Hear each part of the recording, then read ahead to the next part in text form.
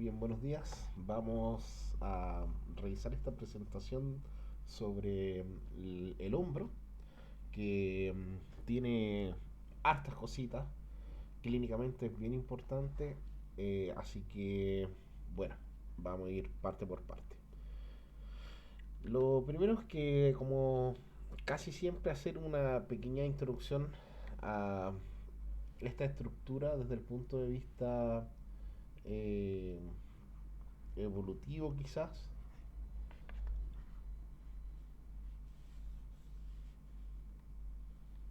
Em, bueno, una de las características muy conocidas, ¿cierto? Importante del hombro es que nuestro hombro evoluciona a partir de la adaptación de una estructura que originalmente estaba adaptada a cargar peso de forma axial, ¿cierto? Antero-posterior, como lo hace cualquier animal de cuatro patas, cualquier mamífero de cuatro patas. Por lo tanto, la forma, ¿cierto?, de la escápula y de la cavidad glenoidea era muy diferente y tenía un propósito muy distinto. Eh, Hay teorías que dicen que las lesiones del el manguito, ¿cierto?, de los rotadores, que son los músculos que acompañan esta zona, eh, son productos de que no nos hemos adaptado completamente a que esta estructura funcione de una manera diferente. Entonces, también estamos muy seguros de que la escápula ha tenido un desarrollo evolutivo diferente en los primates y también en el ser humano. Ha cambiado su longitud, su altura, ha cambiado el ancho de la escápula. En general la escápula de los humanos es más ancha, mientras que la de los primates, como los gorilas, es más larga, algo así. Y otra cosa que sabemos es que la inserción del deltoides con diferentes especies humanos, ¿cierto? Ha ido eh, migrando hacia distal. Y esto es porque el músculo que eleva el brazo es principalmente el deltoides. Entonces, nuestro brazo no tiene músculos o muchos músculos que eleven el brazo. Entonces, el deltoides, para tener un poco más de ventaja mecánica o palanca, eh, ha ido cierto avanzando hacia distal y se ha vuelto un músculo más grande que tiene también varias porciones. eh, entonces nos permite un poco mover el brazo. Y acá están precisamente estas diferencias entre la escápula de un ser humano y la escápula de un primate, ¿cierto? Donde podemos ver estas diferencias principalmente sobre el tamaño y el volumen del deltoide. ¿Ya? Entonces ahora vamos a revisar un poco de la anatomía brevemente. Esto espero que lo repasen, ¿cierto? De las lecturas que quedaron en el aula. Y bueno, lo primero, la clavícula, ¿cierto? Este hueso con forma de S, está en la parte anterior del tórax que se articula, ¿cierto?, con el esternón para formar la articulación esternoclavicular. Esternoclavicular. Y la clavícula va a terminar en este borde, ¿cierto?, que se va a articular con el acromion de la escápula para formar la articulación acromioclavicular. Esta articulación va a ser súper importante en esta sesión para entender el movimiento de la escápula.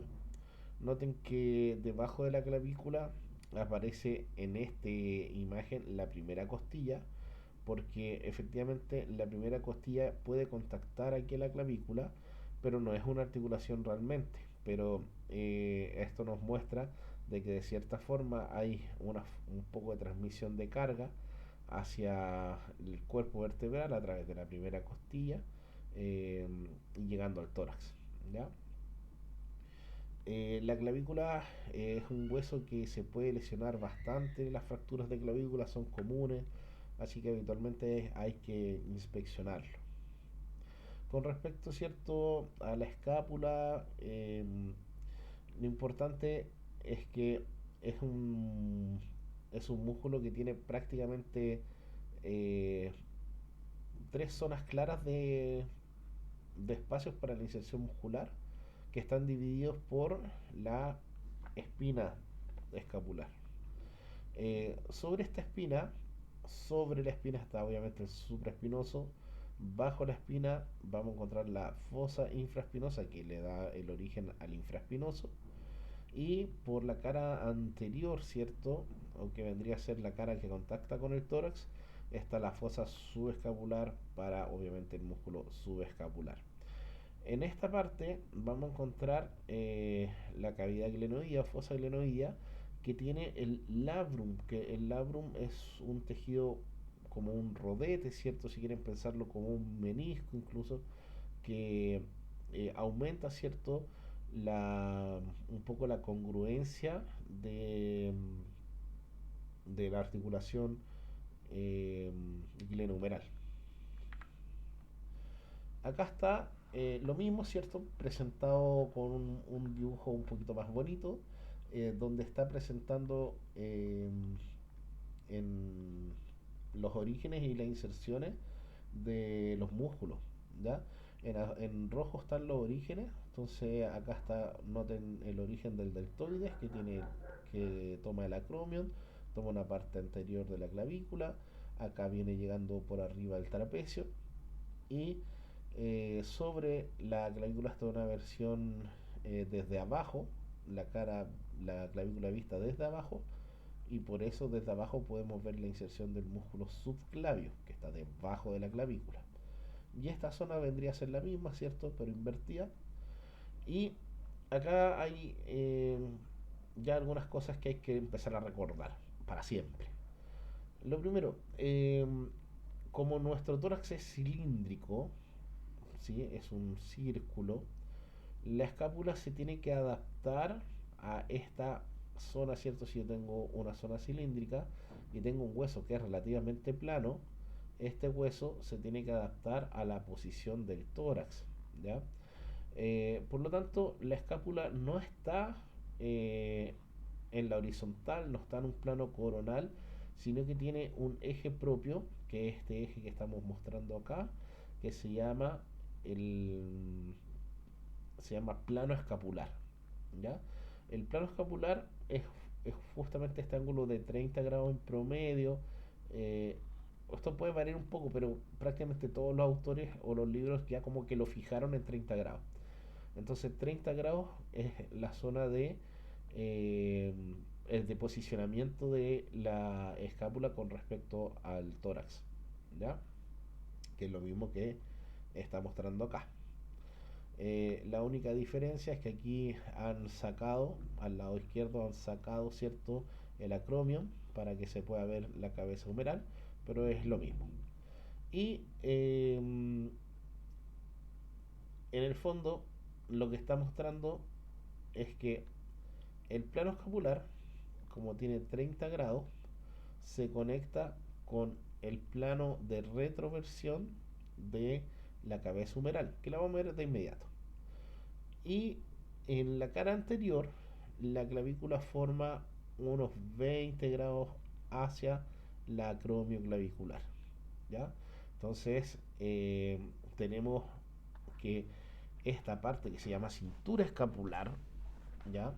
Se llama cintura escapular lo que forma la clavícula de la escápula con el acromio, tienen estos ángulos que son característicos. Entonces, dibujamos acá el plano escapular, 20 grados el ángulo de la clavícula, y vamos a ver que esto después coincide con el ángulo de retroversión del húmero. Esto es exactamente lo mismo, exactamente el mismo esquema, pero de otro libro, ¿cierto? Que es, de hecho, está en el artículo que hay que revisar, ¿ya? La clavícula tiene varias funciones, pero una de las más importantes, obviamente, es que es la única zona de contacto real, anatómico, articular, entre todo el peso que soporta el brazo y el esqueleto. Es el único punto de conexión. Fuera de eso, la escápula tiene algo que se le suele llamar articulación falsa, pseudoarticulación, que tiene que ver porque la gran cantidad de musculatura que envuelve la escápula eh, la transforma, ¿cierto?, como en una pseudoarticulación, que eso significa articulación falsa, que está estabilizada básicamente por la actividad muscular.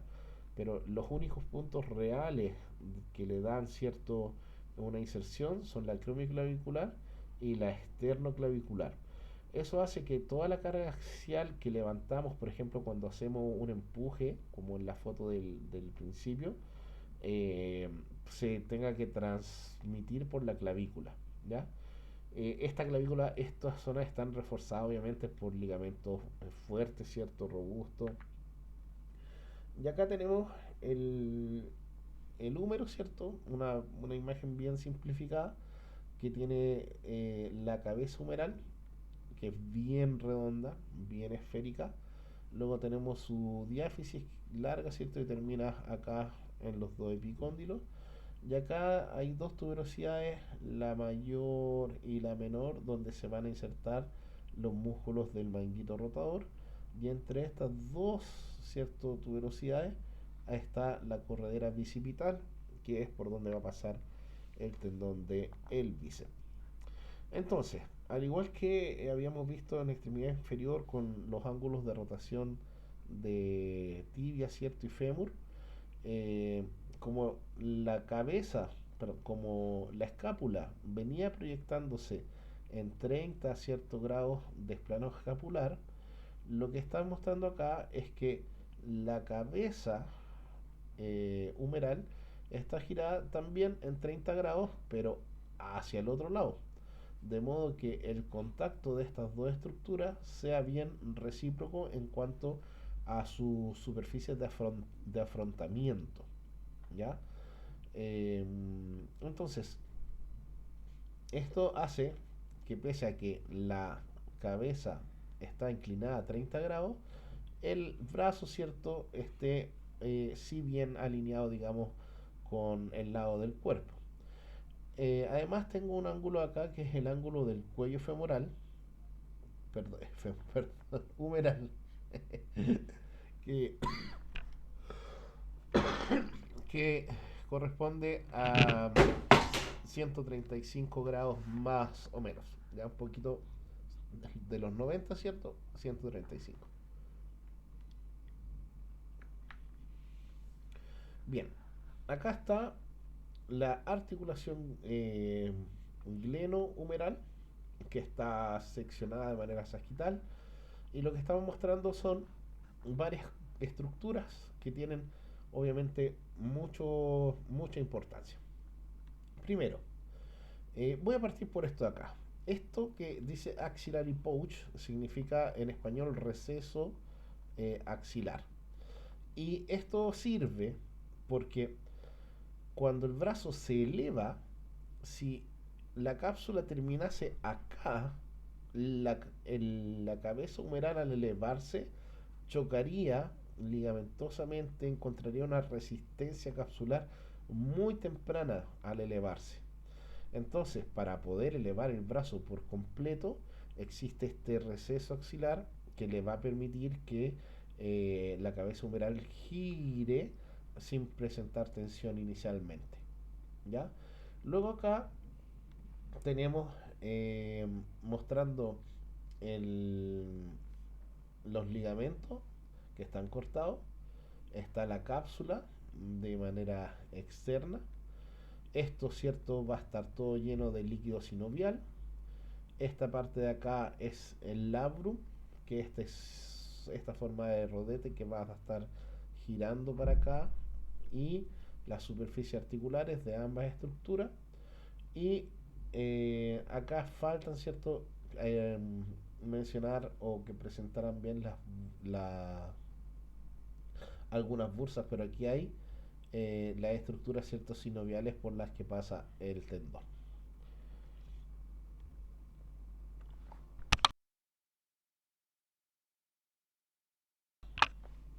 En esta imagen está mostrando separado, ¿cierto?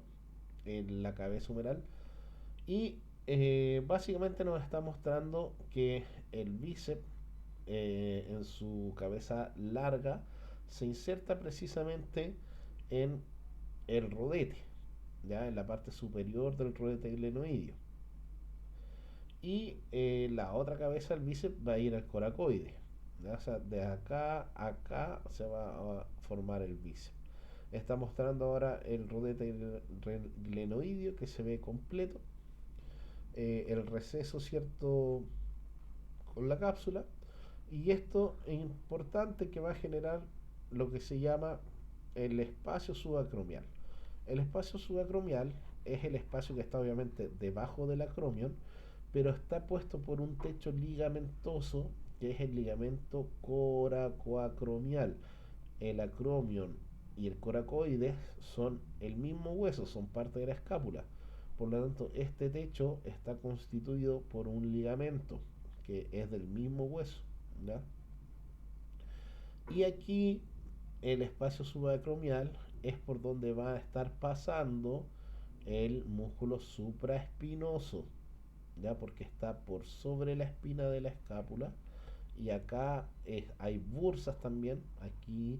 Por lo tanto, esto ha generado en la clínica, o se estudian como conflictos de espacio subacromial, conflictos, ya problemas del espacio eh, subacromial,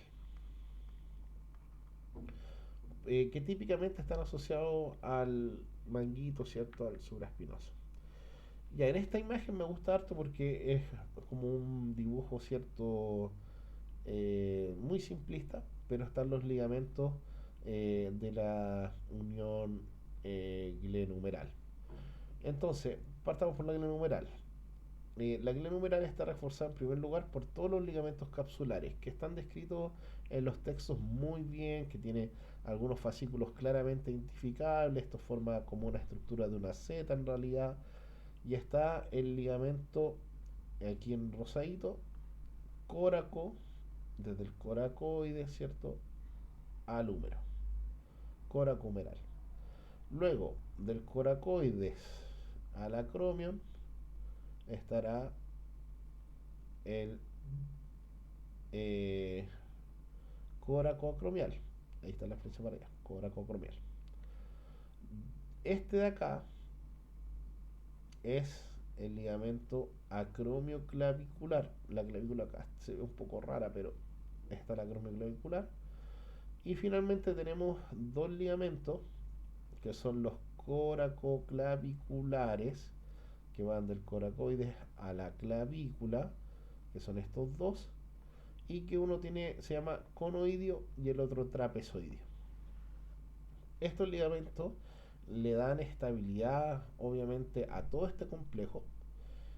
Piensen que en las personas que son hiperlaxas, esto se puede modificar y la laxitud, ¿cierto?, de esta estructura o la rigidez va a ser muy importante para cómo funciona.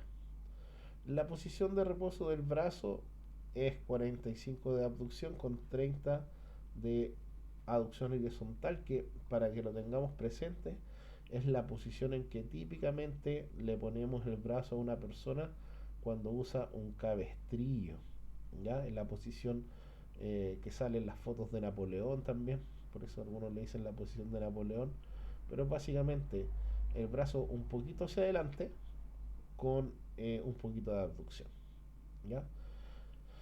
El close pack es la posición, ¿cierto?, donde hay mayor contacto articular, donde están todos los ligamentos tensos y es en la abducción completa con rotación interna. Vale decir, cuando la persona tiene el brazo completamente elevado sobre la cabeza, como cuando estamos levantando peso. Bueno, acá hay un tema interesante, los músculos del manguito que en inglés se llaman rotator cuff, por lo tanto en español aparecen típicamente como manguito rotador, pero en inglés los vamos a encontrar siempre como RC, rotator cuff. Entonces esa sigla es importante que se la aprendan y se acuerden de ella. Eh, bueno, acá está el tendón de el supraespinoso, ahí. Acá se alcanza a ver el subescapular. eh, y bueno, la verdad es que esta no es la mejor imagen de los músculos del manguito. Pero está agregando el bíceps, eh, que mecánicamente el bíceps tiene un rol estabilizador de la cabeza humeral también, por eso en algunas inestabilidades el bíceps molesta. Entonces tenemos el supraespinoso, por el otro lado va a estar el infraespinoso, que aquí no se ve, el subescapular y nos falta el redondo menor. Ya, acá tenemos entonces el manubrio del esternón, eh, la clavícula y la primera costilla. Primera costilla. Y lo que está mostrando acá es cómo está unido este complejo articular por estructuras ligamentosas. Los nombres ciertos son de dónde hacia dónde van. Si está entre la costilla y la clavícula, se llama costo clavicular. Eh, Acá tenemos un interclavicular, que es un ligamento superior que recubre la parte alta del manubrio esternón, que conecta clavícula con clavícula, obviamente. Eh, y todo esto de acá son los esternoclaviculares, que como pueden ver una cápsula que es bastante fuerte para lo pequeñita que es. Y acá está mostrando cómo es la superficie articular. La superficie articular es una superficie irregular porque es cóncava y convexa. Esto tiene un nombre geométrico eh, especial que me que no me lo voy a acordar ahora, pero es como las papitas Lay's, paraboloide, algo así. Pero eso hace que esta articulación tenga un movimiento cierto que, bueno, hace una silla de montar, pero que tenga un movimiento súper importante y que ese movimiento cambia según el ángulo en el que está. Eso lo vamos a ver enseguida. Bueno, acá está la representación. Este gráfico está bastante mejor, de donde salen los músculos, ¿cierto? Del manguito. Bueno, todos los músculos realmente asociados a la escápula. Eh, Fíjense, el romboide, ¿cierto? Importante, mayor, menor, el elevador de la escápula que va a ir hacia el cuello, la cara anterior de el borde medial de la cara anterior para el serrato, que son músculos que le van a dar la funcionalidad. Redondo mayor, el redondo en inglés se llama teres, ¿ya? El redondo menor, y espacio para la inserción de la cabeza larga del tríceps en la escápula. También hay que recordarlo. Y aquí sí están los músculos del manguito mostrando sus pares de fuerza, hacia dónde van a hacer fuerza, tal como dice acá. Son músculos principalmente estabilizadores del hombro. ¿Ya? El supraespinoso típicamente se había descrito durante años como el músculo que iniciaba la elevación del hombro, pero eso finalmente se ha demostrado que no es así, porque personas con el manguito completamente cortado igual pueden elevar el brazo. Entonces, el supraespinoso coopera así con la elevación del brazo, pero al igual que todos estos músculos, el subescapular, el supra, el infra y el redondo, son principalmente estabilizadores dinámicos. Es decir, mientras el brazo se mueve, impiden que el brazo se luce. ¿Ya? Son estabilizadores dinámicos. Y aquí está la cápsula, otra vez con los ligamentos. Aquí están mejor dibujados, pero lo único que quería mostrar acá es que hay una sección eh, que nos está mostrando que entre el acromio clavicular, hay un disco, ¿cierto? Un pequeño menisquito que le da cierta característica para que eso se pueda mover libremente. Entonces, en algunas lesiones esto se puede dañar y podemos producir artrosis de esa estructura. Eh, Bien. Y también, cierto, mostrar acá el espacio subacromial, que es por donde van a pasar los músculos del supraespinoso. Bien, con respecto al movimiento, lo primero vamos a describir movimientos bien generales. En general, o sea, no movimientos generales, o así se llaman, pero movimientos asociados al brazo, ¿ya? Entonces todos estos movimientos son pertenecientes a cómo funciona el brazo. Cuando llevamos el brazo hacia adelante se llama flexión, y de los 0 grados hacia atrás se llama extensión. ¿Ok? Hacia arriba lo podemos llevar 180, hacia atrás unos 60 grados. Esto en general es, en la mayoría de las personas tenemos este rango. Si hay alguna persona con hiperlaxitud podría tener más, obviamente, y si una persona con un problema restrictivo va a tener menos, pero estos rangos es común, este es lo que todas las personas tienen que tener, y lo mismo acá. Ahora, con el codo doblado visto desde arriba, tenemos rotación interna y rotación externa. Esta es la forma más fácil de recordar la rotación interna o externa, ¿ya? Pero si el brazo está estirado y el pulgar gira hacia afuera, es rotación externa, y si gira hacia adentro, es rotación interna. Ahora, cuando el brazo está elevado, así, ¿ya? Piensen que aquí la persona es como que está acostado en una banca.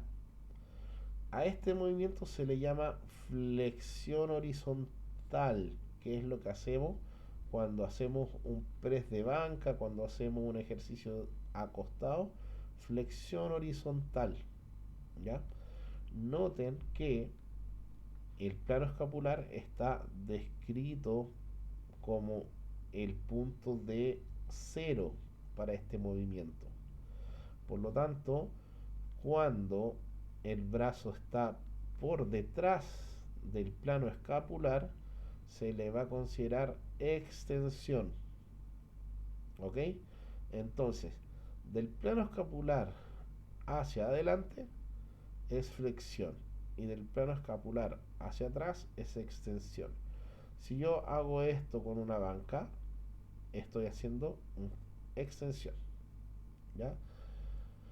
Ahora, cuando separamos el brazo, esto se le llama abducción y aducción. Pero muchos autores y muchos libros han sugerido que a esto se le llame simplemente elevación, y a esto, al volver, simplemente descenso.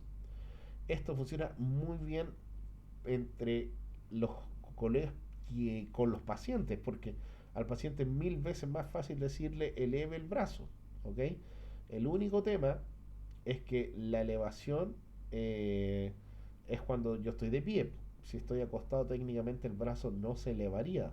Pero si le decimos a una persona que está acostada eleve el brazo, lo más probable es que haga una flexión. Entonces, ese es el único problema.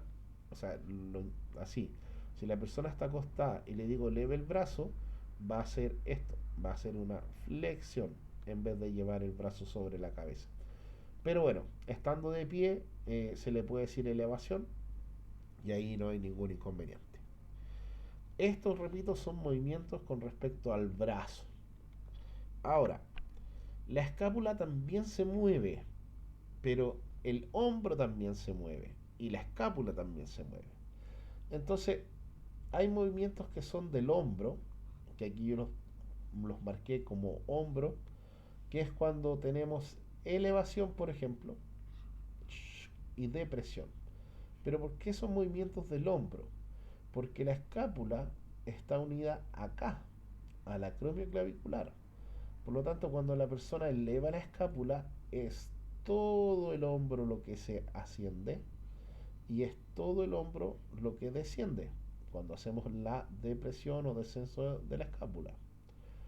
Cuando el hombro se va hacia adelante, claro, aquí lo ideal hubiese sido tener una foto de perfil.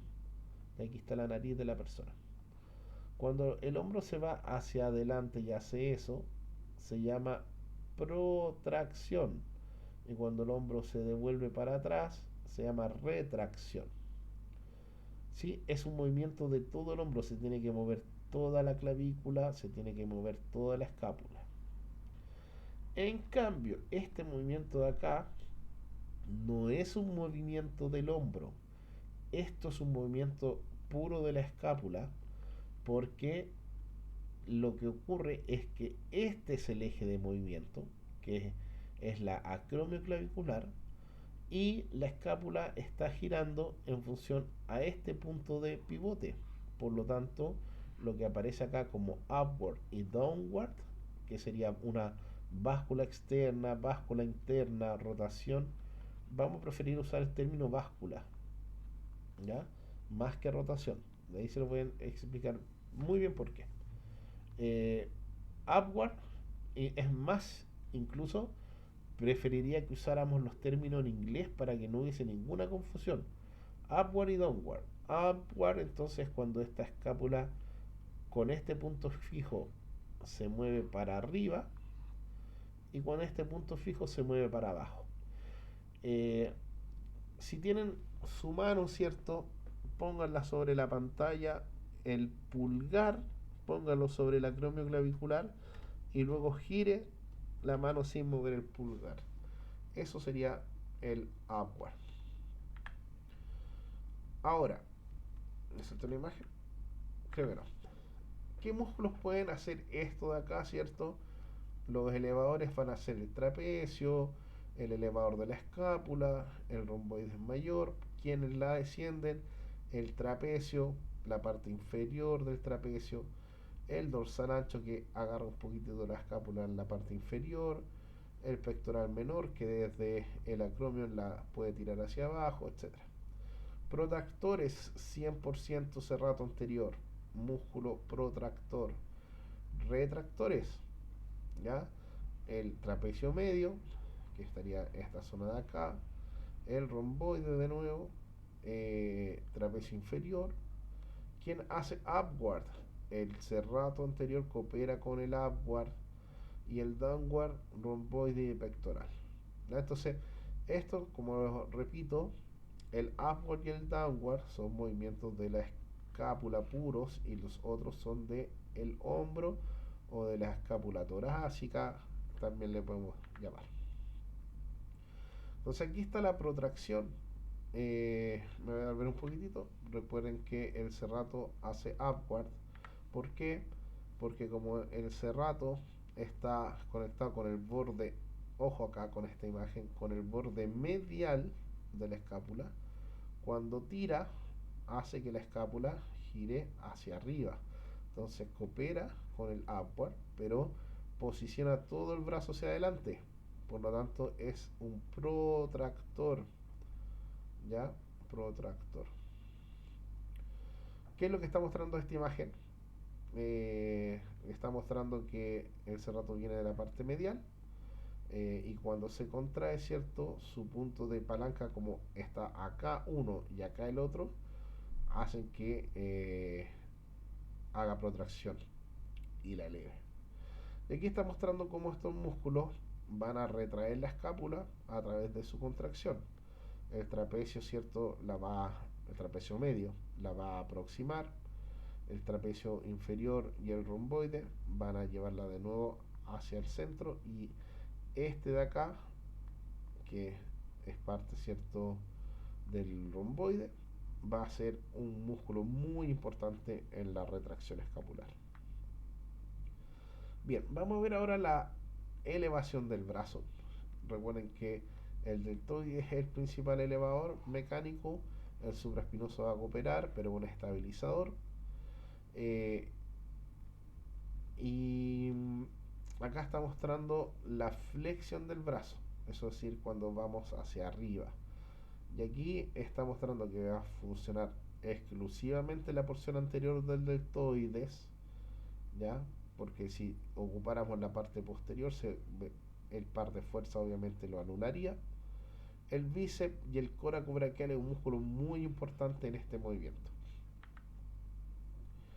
Bien, cuando tenemos el hombro sano, el músculo van a interactuar todos los músculos, el deltoides, el upper trapezius, el trapecio superior, trapecio medio, trapecio inferior, medium, lower trapezius y el serrato.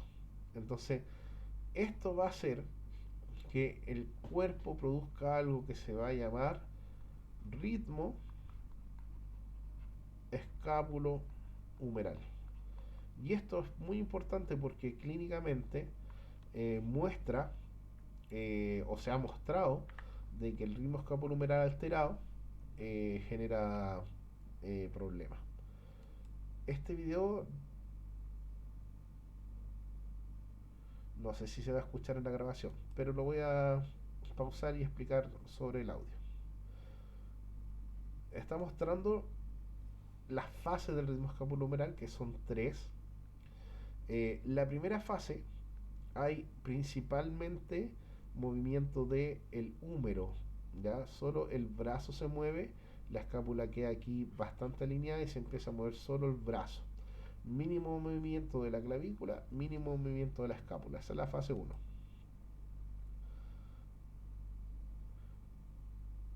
La siguiente fase se llama fase 2 y el brazo se mueve el doble que la escápula. Oh, vamos a ver. Entonces va la fase 2 ahora.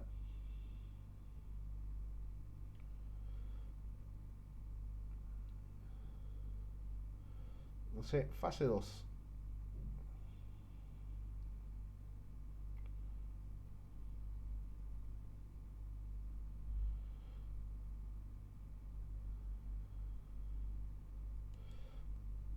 Perdón. La fase 2 a 1 es esta fase que es dentro de la fase 2. Se llama 2 a 1 porque es 2 es a 1, es una proporción. Por cada 2 grados que se va moviendo el húmero, la escápula se mueve uno solo. Y eso es aproximadamente hasta los 90 grados. ¿Ya? Y luego, desde los 90 grados,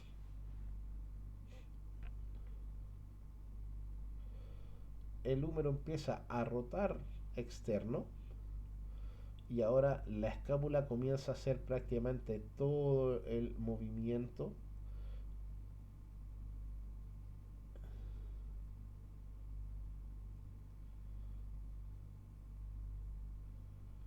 Entonces, me voy a silenciar acá. Entonces, al final del movimiento, eh, vamos a repetirlo. Los primeros 30 grados de elevación se mueve solo el húmero prácticamente. Luego, por cada 2 grados que hace el húmero, la escápula se va moviendo uno hasta los 90 grados. Y finalmente, después de los 90 grados, comienza lo que se llama fase 3, que es que la escápula empieza a moverse principalmente.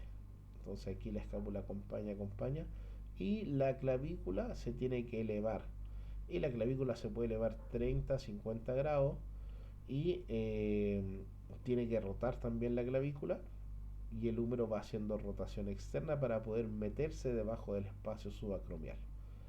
Y estas tres fases, ¿cierto?, son clínicamente muy importantes porque sabemos que cuando la persona tiene alteraciones del hombro, esto se altera. Problemas de dolor de hombro, se ha perdido el ritmo escapulohumeral. Entonces esta imagen está mostrando cómo se llega a los 180 grados de elevación del brazo. Para llegar a eso, la articulación glenohumeral se mueve 120 grados y la escápula se mueve 60 grados, dividido, ¿cierto?, a través de estas fases. La escápula, perdón, la clavícula se tiene que elevar 20, 30 grados y rota anterior. Fíjense en esta imagen, por favor, porque eh, el sentido de la flechita, ¿sí? Viene la rotación anterior porque en el plano que se ve, si este es el eje de la clavícula, la parte inferior va a girar hacia atrás, ¿ya? Rotación posterior. creo que recién dije anterior, pero rotación posterior. Y eh, el acromio clavicular, ¿cierto? Se va a tensar, se van a tensar las cápsulas. Acá el receso que habíamos mencionado al principio se ha, se ha extendido. Por lo tanto, para que logremos llevar eso. Ah, y además la escápula va a tener un tilt, ¿cierto? Va a girar un poquito hacia atrás para poder alcanzar el, esa posición. El tilt todavía no lo conversamos, lo vamos a ver al tiro. Entonces, para que todo esto ocurra, la clavícula tiene que elevarse, tiene que hacer retracción y rotación posterior. La escápula, en función a la unión de la clavícula, tiene que hacer rotación interna, upward y tilt posterior. El upward ya sabemos lo que es, estos dos los vamos a ver de inmediato. Y la elevación glenohumeral es elevación y rotación externa. Por lo tanto, todas estas cosas tienen que ocurrir para poder llevar el brazo completamente para arriba. Ahora, ¿qué es la retracción de la escápula? La retracción de la escápula y la protracción de la escápula eh, son estos movimientos, ¿cierto?, que hace el hombro y que son parte de la clavícula. Es decir, cuando yo hago protracción del hombro, es la clavícula la que está yéndose hacia adelante. Como la clavícula va a arrastrar toda la escápula porque están unidos acá, la protracción es un movimiento global del hombro, pero que está caracterizado por el movimiento de la clavícula. Y la elevación, ¿cierto? Es obviamente que este ángulo va a cambiar y esta es la rotación posterior que hace la clavícula. Entonces, cuando el brazo se eleva, ¿cierto? Que va a estar acá, si continuamos por aquí, el brazo se va a elevar, la clavícula se eleva y esto tiene que hacer un giro hacia posterior, un slide hacia anterior, se tensa este ligamento que es el eh, costo clavicular. Acá el intraclavicular se relaja, el supraclavicular se relaja. Y cuando hacemos depresión, se invierte esto y aquí se tensa el supraclavicular y el ligamento interclavicular. Y aquí se relaja el costo clavicular. Esto es súper importante porque a veces cuando pensamos en el movimiento del brazo, pensamos solo en la glenohumeral, pero hay que tener presente que toda esta cadena de estructuras en la cintura escapular tienen que funcionar. Acá hay otra imagen, ¿cierto? Que es para recordar que en la fase 1 el húmero se mueve 30 grados, la escápula casi no se mueve y la clavícula poquita elevación. En la fase 2 el brazo, recuerden que vamos a llegar de los 30 a los 90 grados del brazo, por lo tanto el brazo suma 40 grados más, que da 70, pero como la escápula va a acompañar 20 grados, va a quedar el brazo en 90. Y esto es 2 es a 1. Se mueve el doble, 2 es a 1. Se mueve el doble el húmero de la escápula. Y la clavícula continuará así 15 grados de elevación.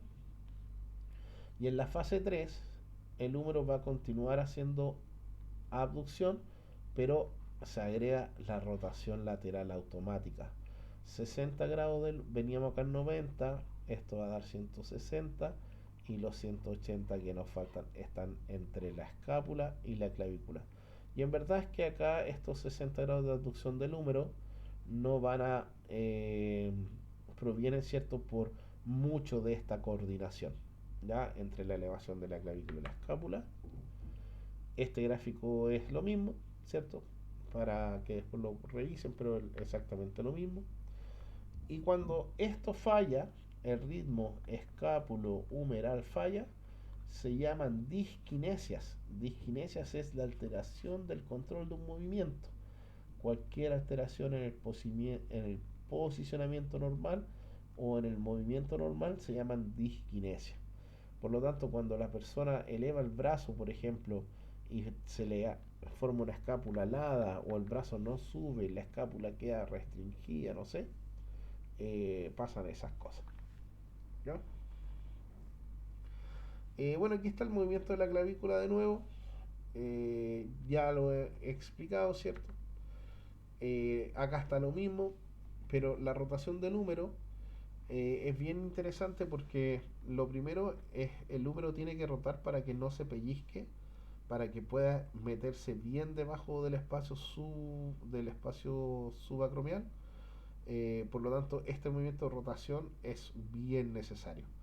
Y ocurre, ¿cierto? Desde, bueno, todo el movimiento, pero de los 90 hacia arriba, que vendría a ser la fase 3, ¿cierto? Es donde el húmero tiene que rotar sí o sí para poder subir, ¿ya? Va a cooperar acá el redondo y el infraespinoso como rotadores externos del hombro. Entonces aquí cuando intentamos levantar el brazo, noten esto. Háganlo en su casa, intenten levantar el brazo con el pulgar hacia abajo. Eso se llama en inglés una prueba empty can, lata vacía, porque si tienen una lata hacia abajo la están vaciando, están botando el contenido. Entonces piensen que tienen una lata y la están botando y traten de elevar el brazo con manteniendo el pulgar hacia abajo, manteniendo cierto el vaso dado vuelta. Y van a dar cuenta de que es imposible, de hecho, no se puede. Entonces para poder subir el brazo hay que girarlo hacia afuera. ¿Ya? Háganlo en su casa en este momento. ¿Qué cosas ocurren clínicamente cuando el paciente tiene alteraciones? Uno de estos es el shrug. Shrug, que el shrug es el recogimiento, el encogimiento de hombros, como cuando una persona dice no sé, y eso es porque el brazo, en vez de girar los primeros 30 grados con el húmero, la persona comienza elevando el hombro, empieza haciendo una elevación, y eso es una alteración en el ritmo escapulohumeral, ¿ya? También se le llama shoulder hiking, como que hiking es subir cerro, entonces como que el hombro se va y forma este cerrito, o el hombro le da por escalar, por así decirlo, ¿ya?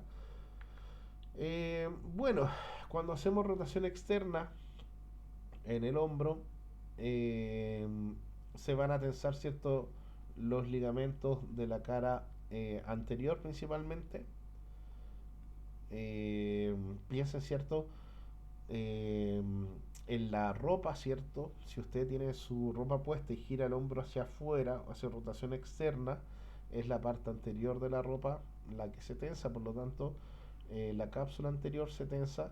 Y esto es muy importante, que como el subescapular es el músculo que está por la cara anterior de la glenohumeral, eh, es un controlador activo de la rotación externa.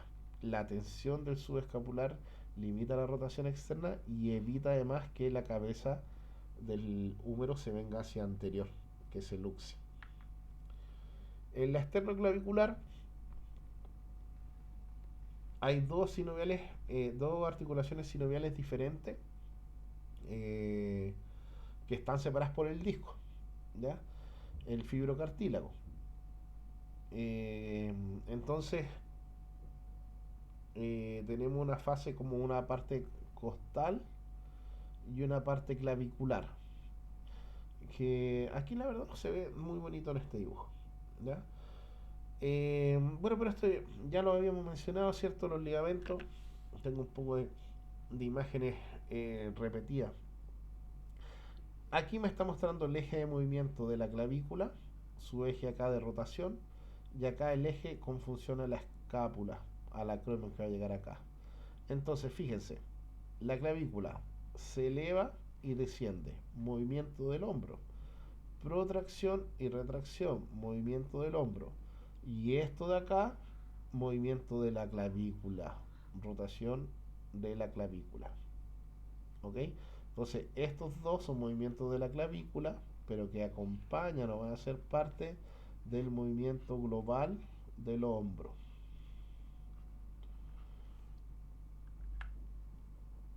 Esta imagen ya salió. Esta también. Esta también. Bueno, y aquí una imagen, ¿cierto? Más 3D de esto de los ligamentos acromioclaviculares, de los coracoacromiales que están mostrándose acá. coracoclaviculares, ¿ya? Solo ligamentos. Ya, vuelvo acá. Muy importante porque las siguientes imágenes nos van a decir los movimientos reales de escápula y cuáles no son. Acá está la articulación acromioclavicular. Por lo tanto, acá está el eje real de movimiento de la clavícula. En este punto, la clavícula no puede subir sola, porque si sube, tiene que subir por la elevación de la clavícula. Por lo tanto, subir y bajar no son movimientos únicos de la escápula. ¿Sí? Repito, como el eje de movimiento está acá, si yo quisiera que la escápula subiera sola, sería imposible. La escápula tiene que subir moviendo todo el hombro. Por lo tanto, la elevación y el descenso son movimientos del hombro que tienen gran participación de la clavícula. ¿Ok? Si yo quisiera que la escápula girase hacia afuera, eso sí lo puedo hacer, porque tiene un eje que permite ese giro.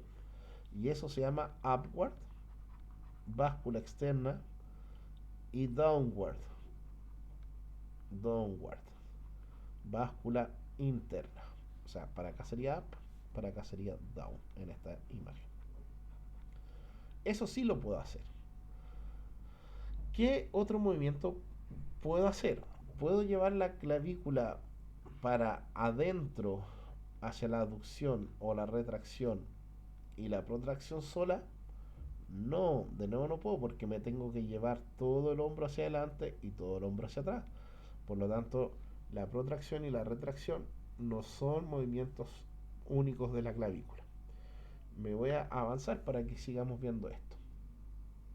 Entonces, la escápula puede hacer rotación interna y rotación externa, porque como el eje está acá, yo puedo, si lo vemos ahora como una escápula de pie, puedo hacer que esto gire hacia adentro y puedo hacer que esto gire hacia afuera. ¿Cuándo gira hacia adentro? Cuando gira hacia adentro, la cara interna, aquí lo voy a dibujar desde arriba, piensen que este es el tórax desde arriba, que aquí está la articulación. Entonces, cuando la escápula gira hacia rotación interna, eh, hace que así, así y así, y hace que la cara anterior apunte más hacia el tórax. Y en la rotación externa hace que, la voy a dibujar en el otro lado, si esta era la original, eh, si parte de acá, va a ser así, así y así y así, y aquí está haciendo rotación externa, con cuando la cara de la escápula, la cara anterior, queda mirando más hacia adelante, ¿ya? Es un poco, este movimiento, piensen en lo siguiente. Si yo abrazo a alguien, ¿ya? Lo voy a hacer, voy a hacer otro ejemplo acá. Para que, si tengo la escápula acá y quiero que termine acá, cuando se mueva, hizo rotación interna.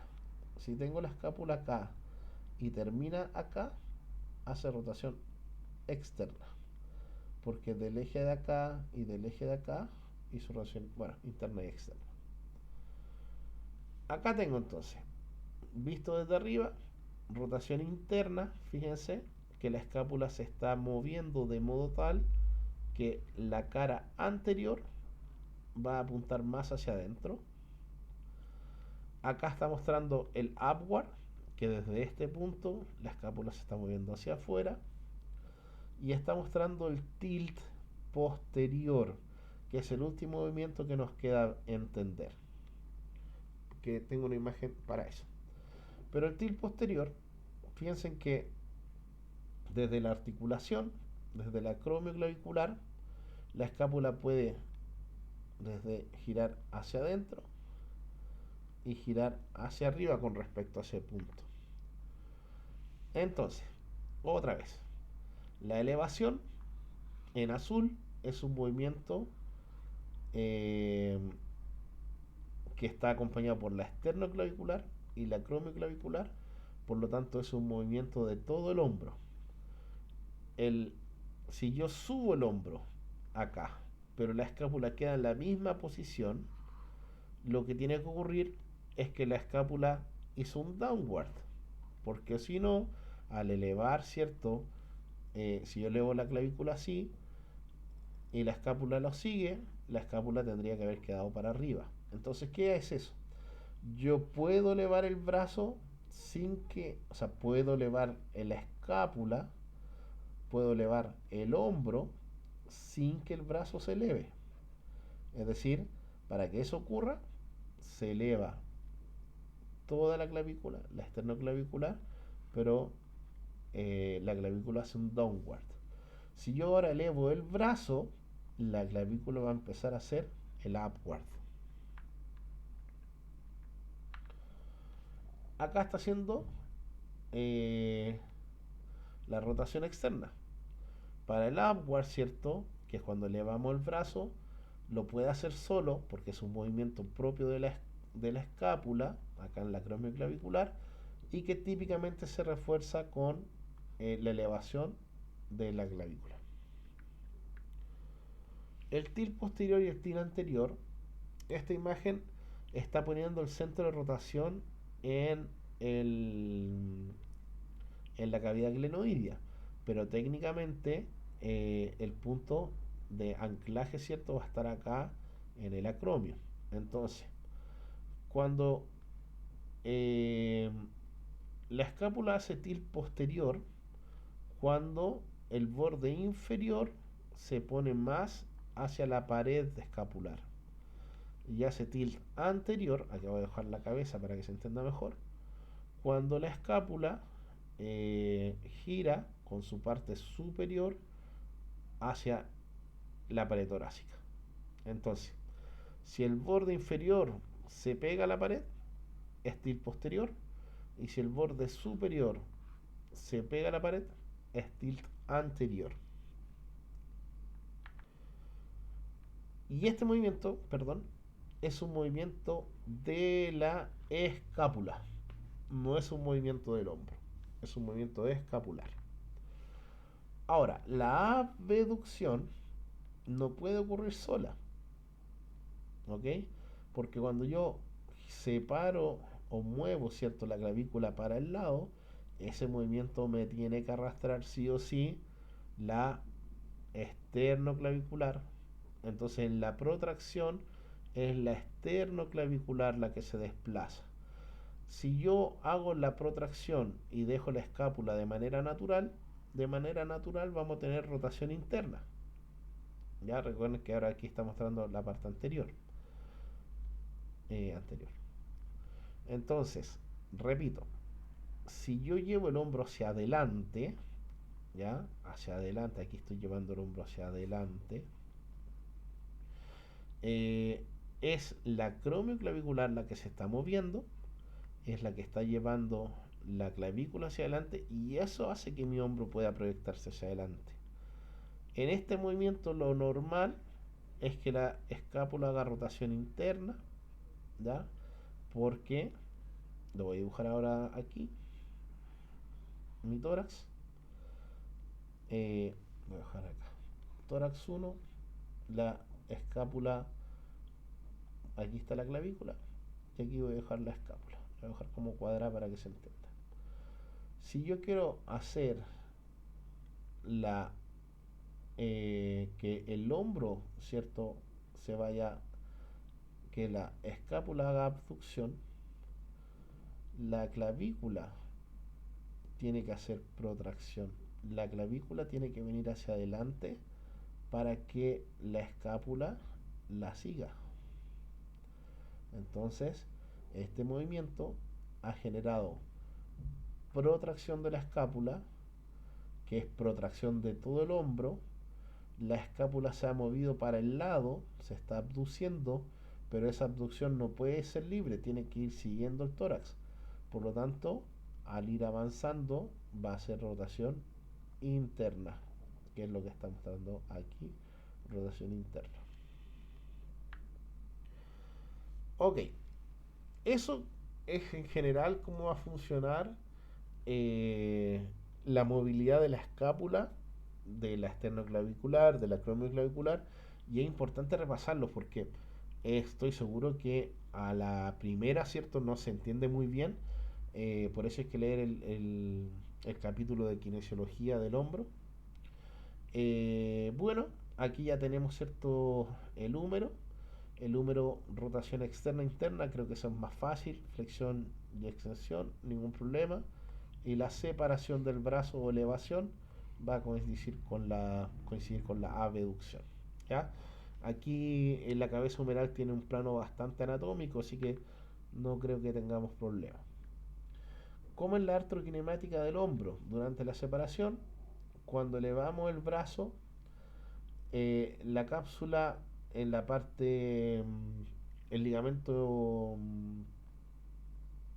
inferior de la cápsula ligamentosa se tensa, eh, y la parte superior obviamente se va a relajar. Y acá está la bursa, ¿ya? Aquí está mostrando el supraespinoso y aquí sí tengo una bolsita, que van a generar a veces bursitis. Bueno, para elevar el brazo tiene que girar y tiene que hacer un slide o deslizamiento hacia abajo. Cuando bajamos el brazo esto ocurre al revés. Ya recordar esto, lo que hace cada estructura para elevar el brazo. Bueno, aquí está mostrando básicamente qué ocurre si yo elevo el brazo, choca con el acromion, el espacio subacromial disminuye, por lo tanto, lo que muestra es que teóricamente las estructuras del espacio subacromial se pellizcan cuando el brazo se eleva. Por eso hizo que hablamos del pellizcamiento o impingement del supraespinoso. Impingement es en inglés, obviamente, pero que dice que esto se pinza, ¿ya? Y es por eso que al elevar el brazo tiene que rotar, rotación externa, si no, no podemos elevar el brazo. ¿Ya? Hasta acá cómo funciona el brazo, el hombro, y eso es como lo importante. Ahora vamos a mostrar algunos aspectos como comunes que tenemos que ver. Primero, la evaluación del hombro. Esta imagen es característica de una persona que le duele el hombro. Esta posición de afirmarse el hombro, de llevarlo hacia adentro, ¿cierto? Es una posición característica de una persona que se ha lesionado el hombro. Entonces, si están viendo alguna vez algún deporte y la persona se para así, ojo que puede que se haya lesionado el hombro. Bueno, la inspección general, lo primero que tenemos que ver es que el hombro tiene que tener una forma redonda. Eso, la redondez del hombro es muy importante en su evaluación. Si tenemos más músculo, obviamente será más redondito. Acá vamos a ver el trapecio, ¿cierto? En la mayoría de la gente vamos a ver la clavícula.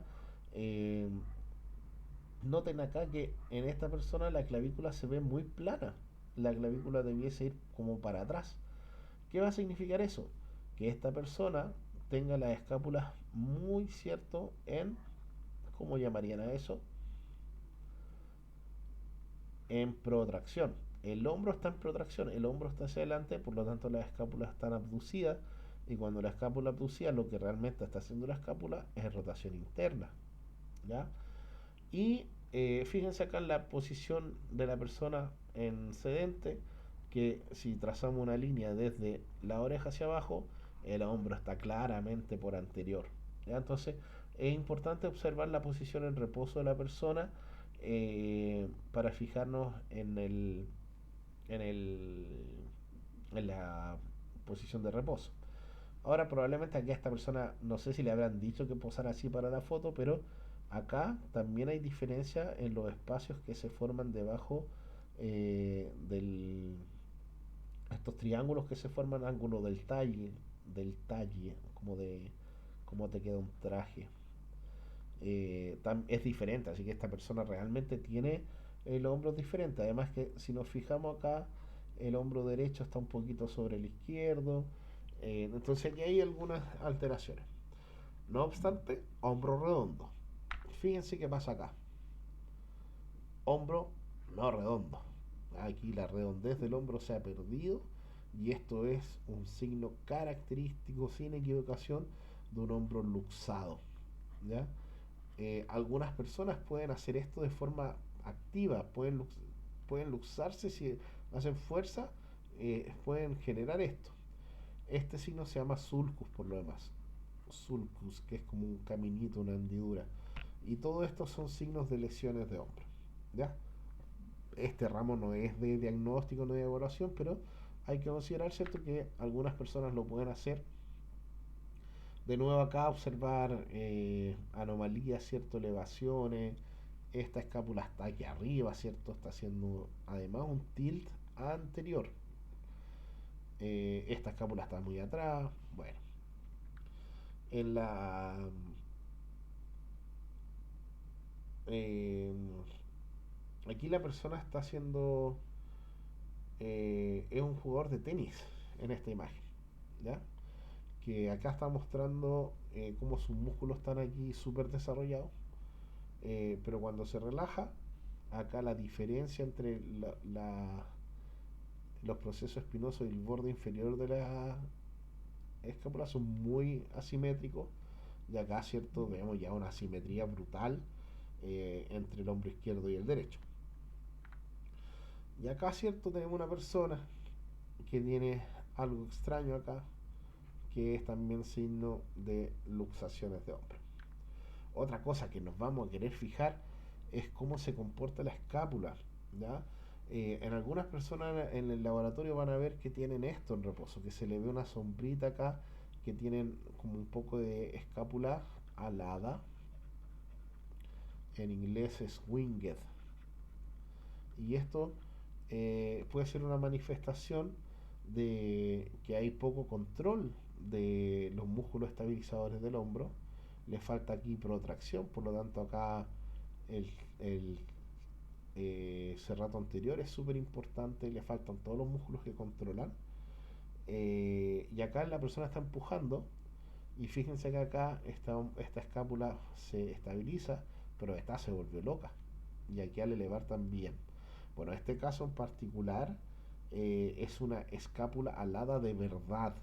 Ya, es decir, aquí hay una parálisis nerviosa, hay una lesión nerviosa. Acá el nervio está funcionando. Eso es una escápula alada. Lo otro son disquinesias, es decir, que la escápula la controla mal, pero es una disquinesia de tipo alada, porque se manifiesta generando esta impresión de que la persona tuviese una lesión nerviosa, pero no la tiene. Y aquí, cierto, tenemos otras alteraciones de balance entre trapecio superior e inferior, que eh, acá la persona está activando mucho el trapecio y esto hace todo lo contrario, hace que la escápula no se pueda mover. Entonces, bueno, hasta aquí es la clase. Acá después yo tengo imágenes que son de evaluación de hombro. Nosotros vamos a hacer test de desempeño en las clases, pero les dejo esta diapositiva igual porque eh, la inspección visual, ¿cierto? Va a partir acá, es lo mismo que les decía, fijarnos dónde está el borde inferior, la escápula, la diferencia desde el proceso espinoso hacia los bordes, la redondez del hombro, y ahí partimos la inspección. Hay pruebas, ¿cierto?, funcionales muy simples como estas, que evalúan movimientos combinados. Por ejemplo, acá el brazo está evaluando elevación, la evaluación hace rotación externa, porque tiene que hacer rotación externa, y también la flexión de codo. Acá estamos evaluando además la escápula, perdón, está aquí en upward, ¿cierto? Está en upward, está en tilt posterior también, ¿sí? Tilt posterior. Y además estaría haciendo rotación interna. Todo eso estaría haciendo la escápula. Y acá la escápula está haciendo todo lo contrario. Está haciendo tilt anterior, ¿cierto? Está haciendo downward y está eh, haciendo rotación externa. Y la glenumeral está haciendo extensión y rotación interna. Entonces, aquí vamos a evaluar qué es lo que está fallando. Fíjense que acá la persona puede tocar sin problema, por lo tanto, esta es la limitación. Aquí hay una limitación en algunos de esos movimientos. Hay test, ¿cierto?, del scratch, de scratch con doble mano. Por eso aquí hay varias pruebas de alteración del hombro. Y esta tablita se las dejo porque sí puede resultar interesante. ¿Qué pasa, por ejemplo, cuando la persona tiene una elevación superior del húmero? Faltan, ¿cierto?, downward, cuando el húmero se va hacia traslación anterior. Débil subescapular, porque el subescapular, ¿cierto?, como está en la cara anterior, limita el movimiento anterior. Entonces, estas tablitas acá, muy útiles.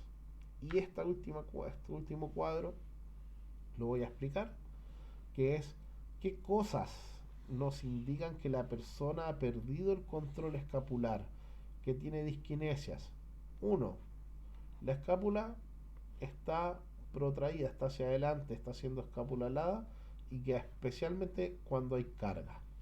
Entonces, vamos a ver en los laboratorios que a varios de los compañeros tienen una posición de escápula alada. Segundo, contracción temprana del trapecio. Esto era el shoulder shrug, que el hombro se eleva primero que el brazo, de nuevo, especialmente sobrecarga. Aumenta el trabajo del manguito y del bíceps, especialmente en cadena cinética. Acá es cuando las personas tienen dolor en el bíceps o en el manguito cuando están haciendo ejercicio. Y alteración del ritmo escapulohumeral. Ya, es decir, la, la tasa de movimiento está alterada. Y luego, esto ya son cosas de laboratorio, evaluar cierta fuerza, y todo de aquí para adelante, que va a estar en la diapositiva, pero no entra en la prueba, no entra en las clases, porque son pruebas de clínicas, ¿ya? Así que de aquí para adelante esto lo pueden ver obviamente, pero no son necesarios para el contenido de este curso. Así que eh, reforzar anatomía, reforzar musculatura, reforzar los ligamentos y estudiar mucho cómo es el ritmo escapulohumeral, ¿ya? Para que eh, lo entiendan, que eso es súper importante. Así que eso, con eso voy a terminar la sesión. Me voy a volver a la parte de, de esta imagen para que vean ese video, es importante. Y lo otro que me interesa es que se conozcan los nombres de los movimientos, obviamente, y logren diferenciar o entender por qué algunos son movimientos del hombro completo y por qué otros son movimientos de la escápula. ¿Ya? Eso es todo.